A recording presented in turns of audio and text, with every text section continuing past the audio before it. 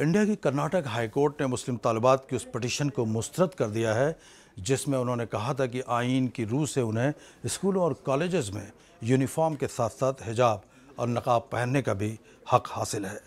عدالت عالیہ نے حجاب پر پابندی کے ریاستی حکومت کے فیصلے کو صحیح قرار دیا اور کہا کہ حجاب مذہب اسلام کا لازمی جز نہیں ہے۔ عدالت نے یہ بھی کہا کہ اسکول ڈسپلن انفرادی حقوق پر اسے برتری حاصل ہے اور جو آئین میں جو آزادی دی گئی ہے اس کے لیے کچھ مناسب جو حقوق دیے گئے ہیں اس کے لیے کچھ مناسب حدیں طے کی گئی ہیں۔ ریاستی حکومت نے گزشتہ فروری میں اسکولوں اور کالجز میں حجاب پر پابندی عائد کر دی تھی جس کے خلاف ریاست کے کئی اضلاع میں مسلم طالبات کی طرف سے شدید احتجاج ہوا تھا۔ آج کا جو فیصلہ ہوا ہے اس کا ملک میں عمومی طور پر خیر مقدم ہوا ہے۔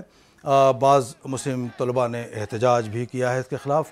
کئی جگہوں پر مسلم طالبات نے بھی اس فیصلے پر مایوسی کا اظہار کیا ہے۔ We got the judgment but not the justice. ಇಸ್ಲಾಮಿನಲ್ಲಿ ಹಿಜಾಬ್ ಎಸೆನ್ಷಿಯಲ್ ಪ್ರಾಕ್ಟೀಸ್ ಅಲ್ಲ ಅನ್ನುವಂತ ریاست کرناٹک کی بعض مسلم تنظیمیں آج کے فیصلے کے خلاف سپریم کورٹ میں اپیل کرنے کی تیاریاں کر رہی ہیں۔